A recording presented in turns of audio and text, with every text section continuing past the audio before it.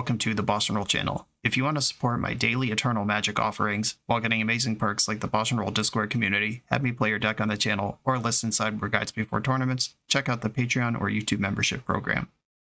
This channel is possible because of these amazing sponsors. Check them out, all their links are in the video description. As always, thanks for being here. Let's go play some Magic. Welcome back to the BoshNRoll channel. Today I'm doing a tournament report for the MagicCon Chicago Pauper Cup, the event that I've been counting down to on Pauper Tuesdays all February long, and let's end February with a report on that very event.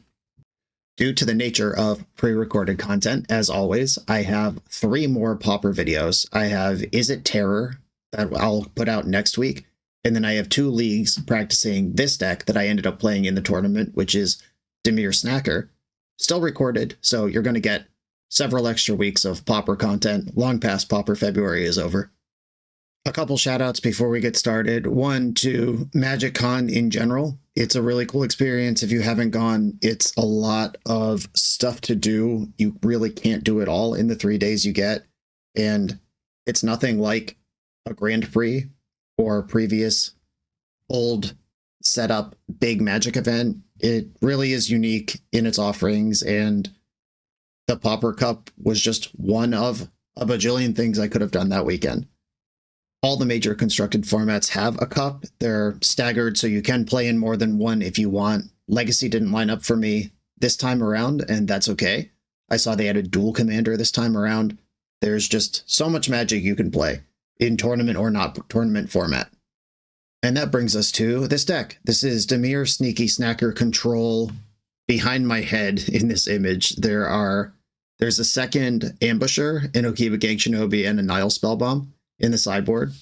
Of course, you could find the list in a much more usable fashion on my Mox field. It is posted there.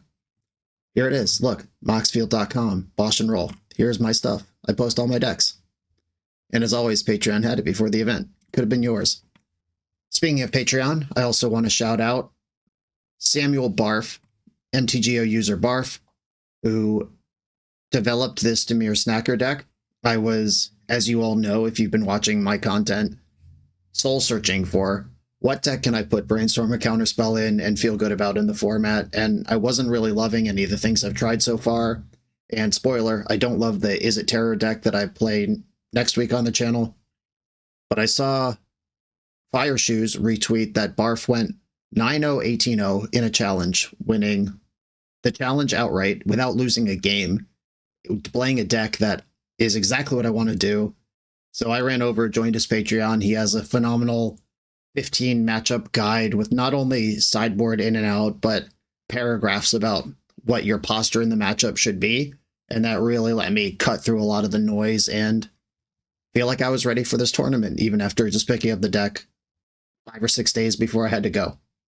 The engine that the deck's named after is Sneaky Snacker. It's a 2/1 with flying that comes back from your graveyard if you draw 3 cards in a turn.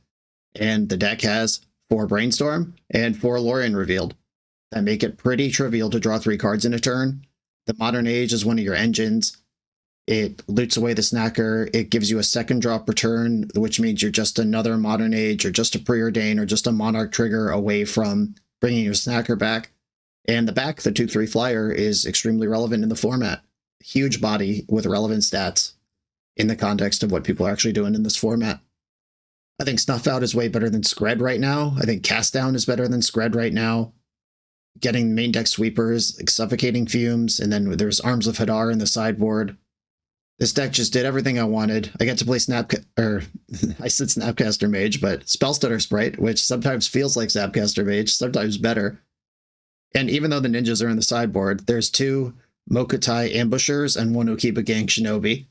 So I still get to play Spellstutter plus ninjas, even if the ninjas are in the board. That's what I want to be doing in Pauper, and I'm very happy with this experience.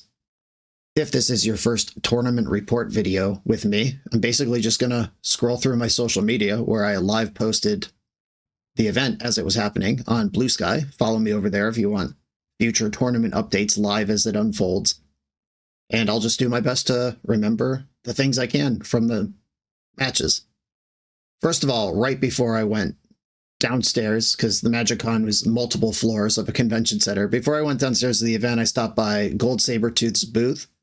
He's an artist in the Magic community, and I just mentioned I was headed downstairs to play Pauper, and he was like, "What kind of tokens does your deck make?" And in about 20 seconds, he whipped up this awesome flying bird illusion token for my Murmuring Mystics that I was missing. I actually just didn't have one of these. I couldn't find one. Shout out to Gold Sabertooth for that. Round 1 was incredible. It was against Jund Blizzard combo. That's the Basking Broodscale Sadistic Glee combo. It works exactly the same as it does in Modern, where it's also a competitive deck. Except instead of the Blade of the Bloodchief, you have to play Sadistic Glee, which is a lot worse, but the combo still works. And this matchup is close. Oh good, I can pause this GIF. That was really annoying me. Okay. GIF paused, now I can think. This matchup is close. The Blizzard combo is base Golgari. Those are the colors you have to play to get the combo, and there are pure Golgari builds. The Jund one expands out, and it gets Writhing Chrysalis, which is a monster of a creature in the Pauper format. And because it has reach, it's also really good incidentally versus decks full of flying 1/1s and 2/1s that try to win without. So Writhing Chrysalis, you got to manage that, while also dancing around the fact they could combo you out at any point, making an infinitely large creature and infinite mana. Against the ramp decks, you can focus on the Chrysalis and the initiative. Against the Blizzard deck, you could just focus on the combo. Against Jund Blizzard, you have to do both. But by exchange, it is a little worse at both. These games are usually decided by a fast Monarch. If you could just shove Thorn of the Black Rose on turn 4, that's just about the best thing you could do. And then the one of Murmuring Mystic in the list, that's your end game. If you get Murmuring Mystic going, you can chump a infinitely large creature forever, pretty much. And if you find a removal spell, it's really quick to turn the corner. If you cast enough spells, you could even just swarm around a single blocker with reach. Murmuring Mystic is the end game you want to go for. And the Monarch keeps the spells flowing for the Mystic to turn into birds. Our games 1 and 2, we just kind of exchanged resources and we split on one end. My opponent emerged with the combo. On the other end, I emerged with enough disruption to get through the combo. Game 3 was awesome. My opponent presented the combo, I think, 4 times. I killed 2 Broodscales, I countered 2 Sadistic Glees, and he eventually had Broodscale with Glee on it, but I had Murmuring Mystic going, but I was pretty much out of cards. So I spent several turns just chumping with my birds. My opponent had the last Broodscale showed up, but it was stuck at 3/3 because he was out of Glees. So the Mystic was just blocking the 3/3 every turn while a bird died to the infinite. And if my opponent draws something else to do with this infinite mana, I'm in trouble. If I run out of birds, I'm in trouble. If my Mystic dies, then the 3/3 is killing me too. And on the last turn, when I was out of birds, facing down the 3/3 and the infinite with just Murmuring Mystic in play and no cards in my hand, I drew the Modern Age, which gives me a blind loot. Draw 1, discard 1 is chapter 1 on that. And there is one card that matters if you blind loot it in a position like that, and it's the one of Deep Analysis. When I drew the Modern Age, I was like, well, it might be Deep Analysis. And worst case scenario, I lose my Murmuring Mystic and Modern Age gets me an extra look next turn. And fingers crossed. Modern Age obviously drew Deep Analysis, drew it, discarded it, flashed it back immediately, made a bird, had enough spells to keep the birds going, found a removal spell, killed the infinitely large creature, and then my opponent actually ended up decking on the turn I was going to kill him with damage, so got the double kill. And that was one of those moments, I don't know if other people experience this, but I regularly joke that the skill that I seem to have that I can't teach in coaching is Deus Ex Machina, where something absurd happens that swings the universe in my favor.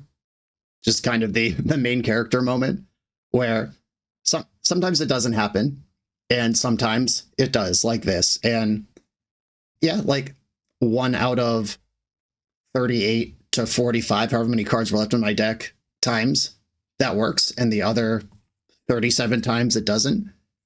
But I get this moment where it's like, you cast the Modern Age, the trigger's on this deck, and I'm like, I'm going to know right now if it's my day or not. And then I hit the deep analysis, and I'm like, yeah, I'm going to top 8 this tournament. And it felt really good. The BoshNRoll channel is brought to you by Tales of Adventure. TOAMagic.com has almost 100,000 unique cards in stock. They offer free track shipping on every order, plus next day or 2-day options when you have an event coming up fast.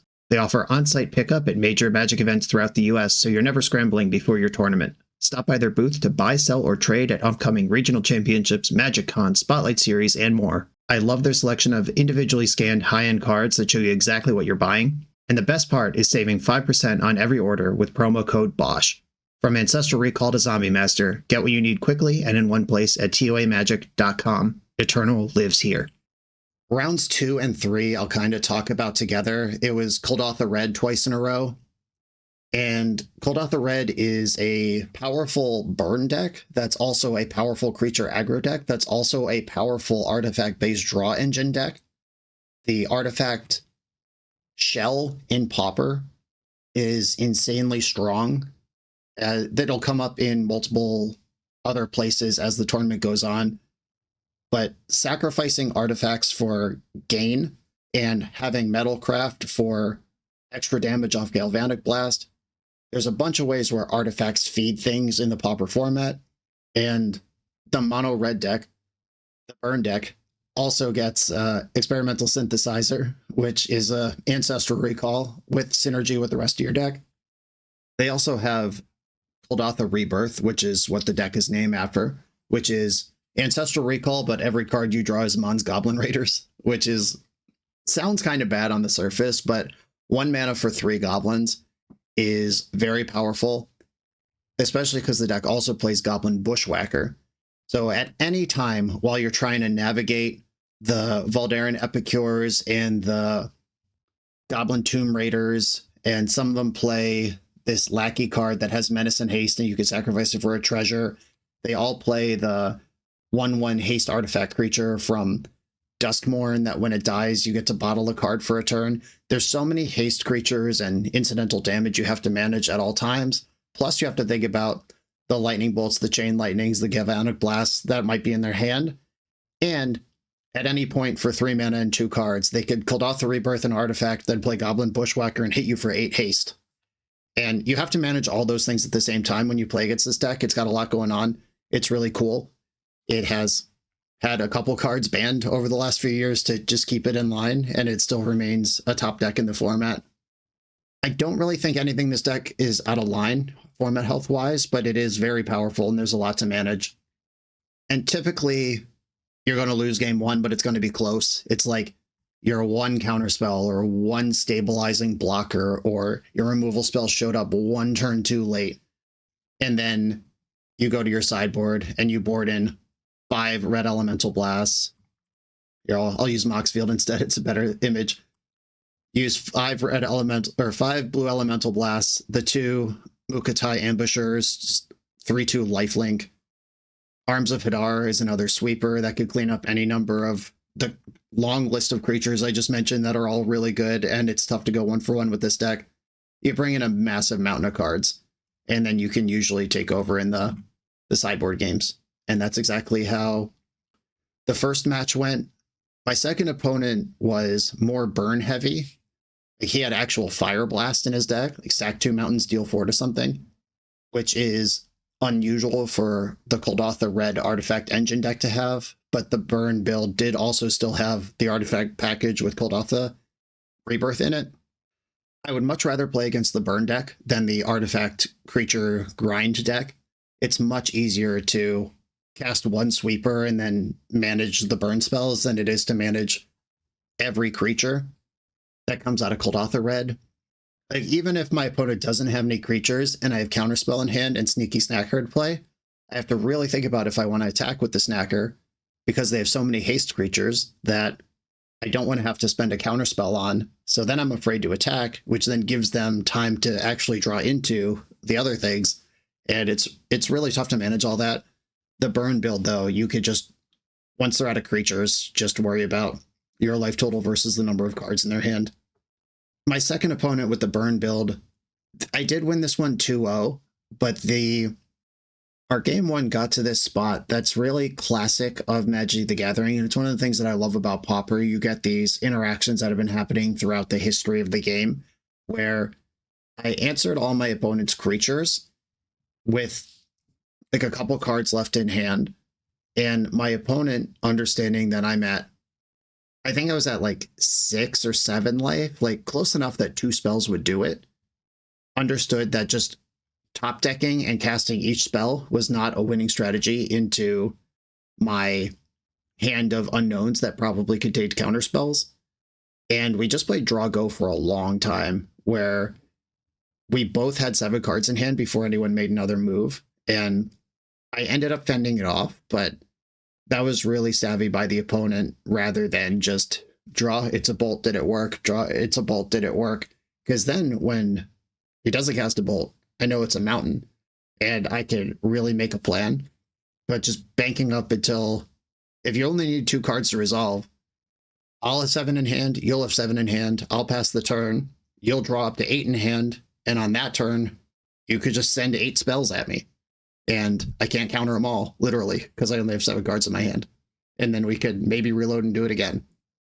And that assumes that all 7 cards in my hand are counter spells. If I only have 6 counter spells and you cast 8 spells that turn and any one of them kills me, that's a good strategy over time. But luckily I was able to get some stackers going. I think I got the Monarch while we were in this holding pattern and was able to get it done fast enough that my opponent couldn't sculpt the perfect 8-card hand to kill me with.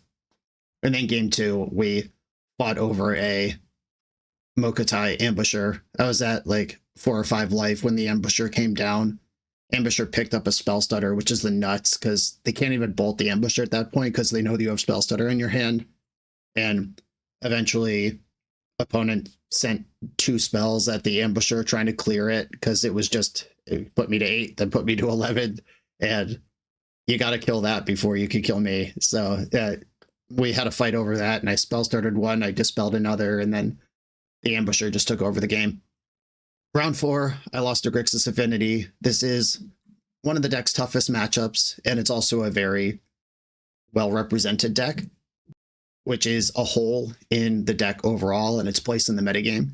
You have tools, just like the ramp decks, the Jund Chrysalis decks that I mentioned earlier. Like, kind of the best thing you could do is shove the Monarch ASAP on a stable board, just like turn 4, tap out for it. If they don't have a creature in play, there's not much they could do.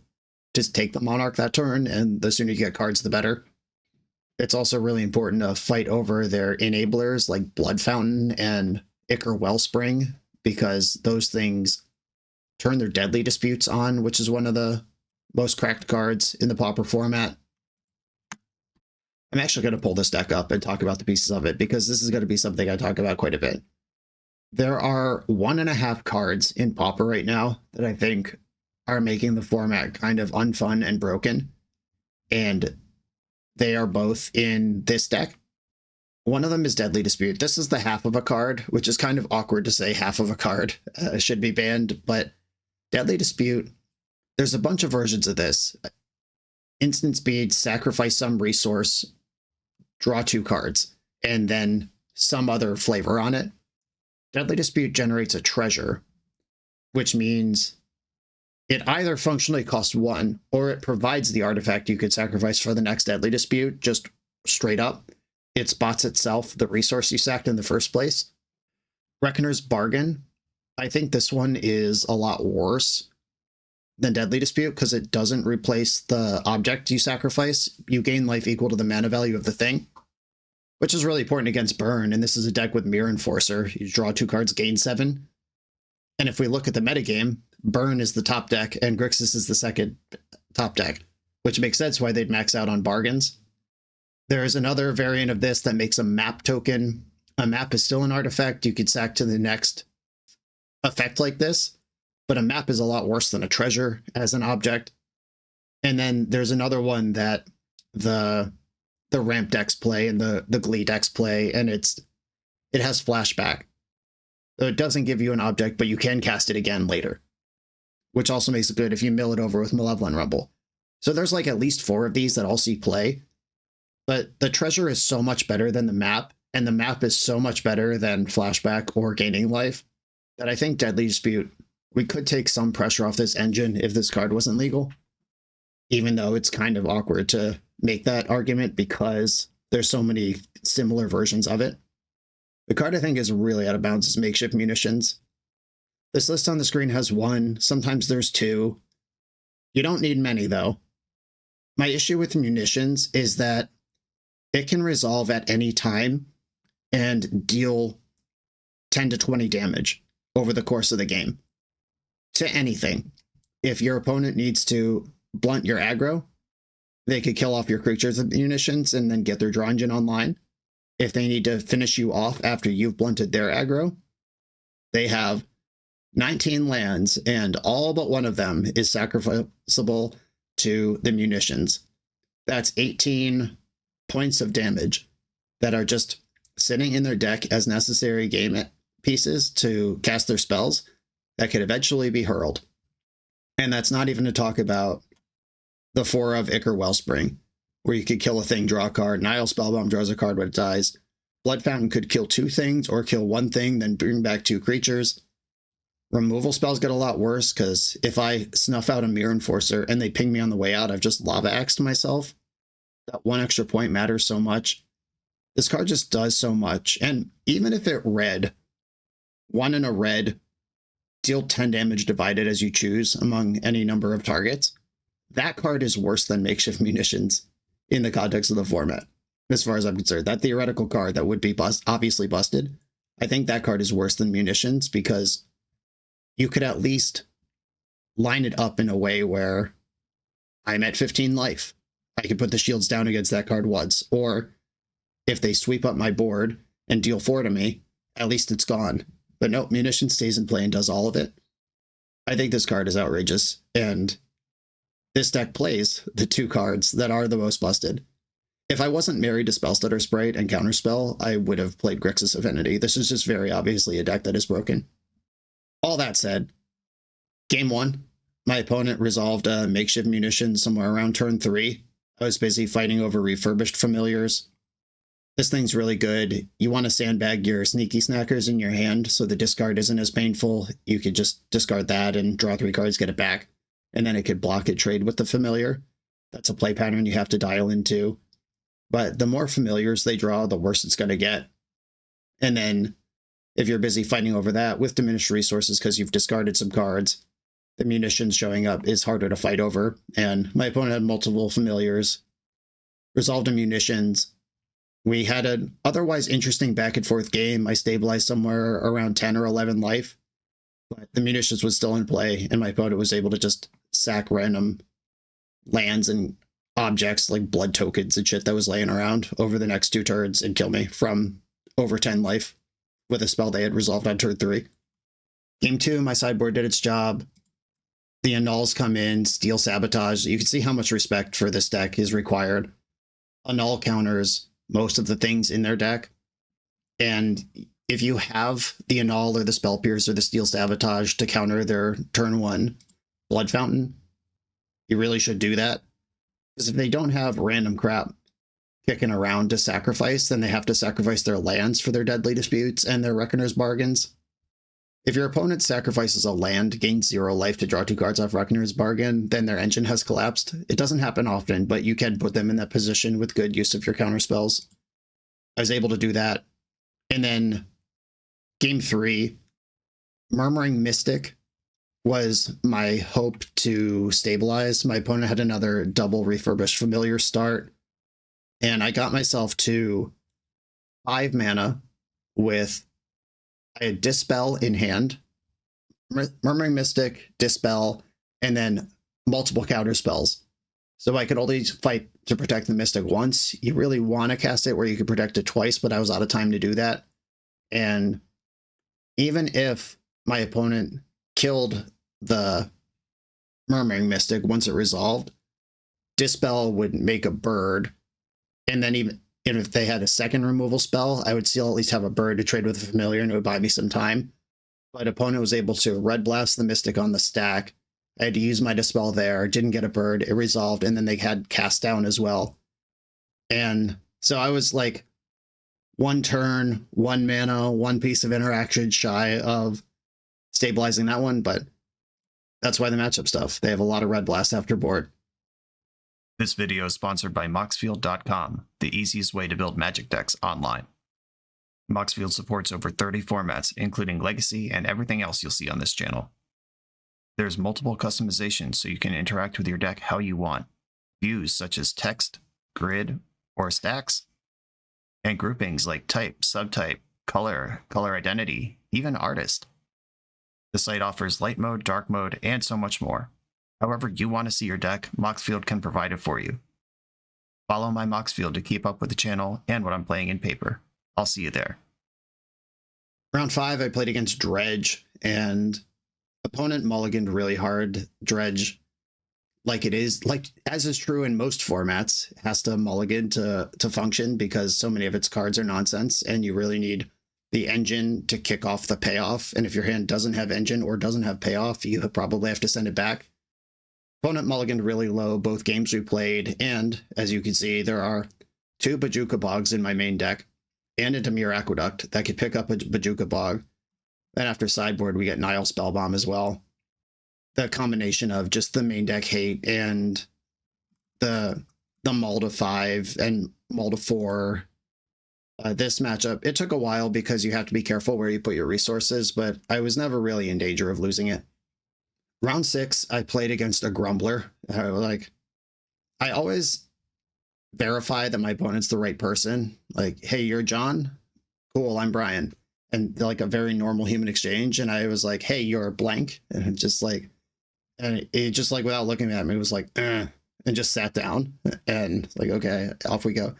And I said good luck before the game, as I always do. My opponent did not respond.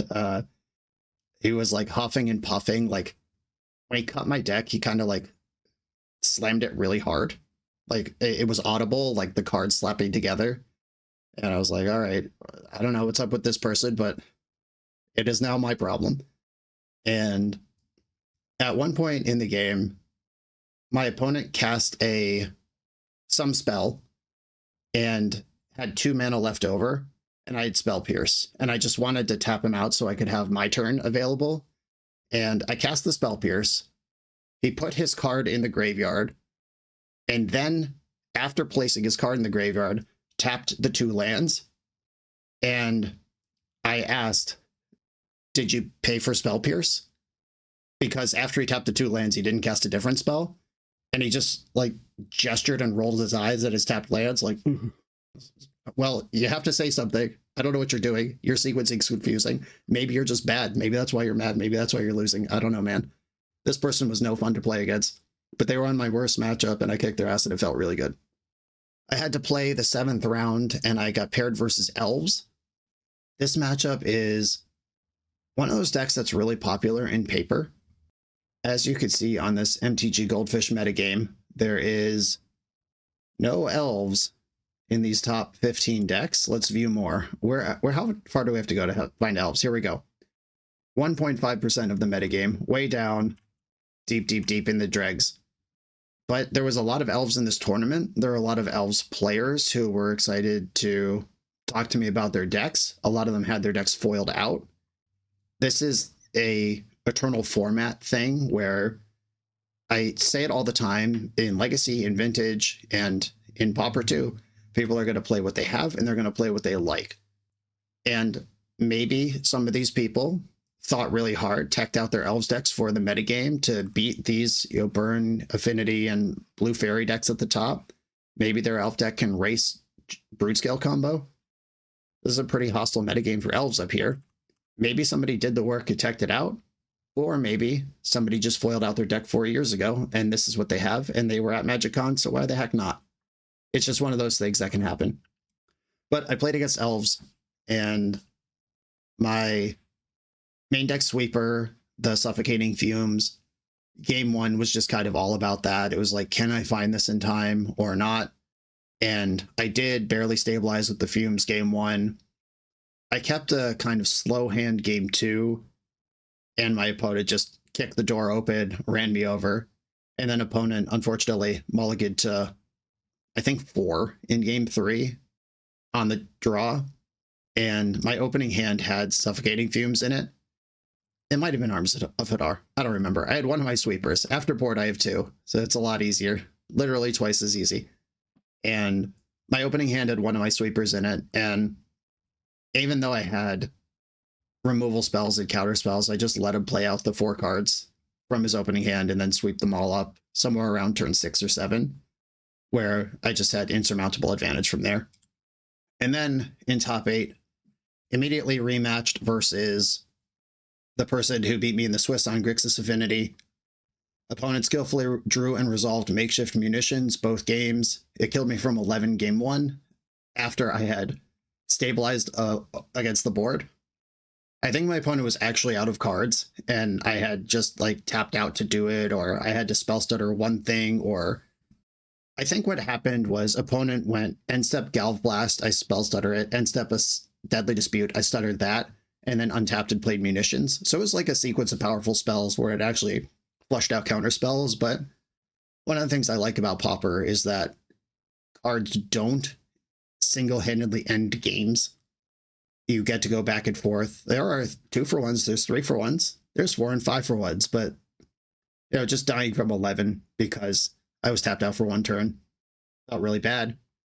And then game 2, it was even worse. Opponent resolved munitions again, found a spot to sneak it through after multiple refurbished familiar softened me up, and then the munitions killed a spell stutter sprite, killed a second spell stutter sprite, killed 2 sneaky snackers. I drew 3 cards. It killed those 2 sneaky snackers again. It did the 3rd point of damage to a backside of Modern Age after I blocked a refurbished familiar. And then it did 2 points of damage to finish off Murmuring Mystic that had gotten involved in like a combat plus a bird spell. And it dealt 9 damage, killing 7 creatures over the course of several turns. And then opponent resolved, I think it was a Kenku Artificer. The creature land hit me twice, and then the munitions did the other 14 damage after getting hit twice. I was at 20 when all this exchange began, and munitions resolved, dealt 10 damage, killed 7 creatures, and then dealt 14 to me, and getting me dead in 2 turns. So yeah, a lot of fun playing against that card. And here is my deck. Once again, at the bottom of the thread, shout out to Barff and building this deck and having an awesome resource platform for someone like me who has been mostly out of touch with Pauper to very quickly get caught up. Shout out to Pauper as a format. It's a lot of fun. There's so much depth of decision making. There's playable aggro combo and control decks right now. They're all at the top of the meta game. Bunch of different flavors of tempo and control and all the things you could do. Ramp is viable, the Monarch, the Initiative, they're all there. It's actually really sweet, barring those 1.5 cards that I've already spoken at length about. I had a lot of fun studying up for this event. I had a lot of fun playing in this event. I'm glad I could dust off the old Foil Pauper collection for an outing. It doesn't get to see the light of day very often anymore, and it was a pleasure to do this. Everybody, thanks for watching. Be sure to like, comment, subscribe, check out the Patreon. I'll see you next time.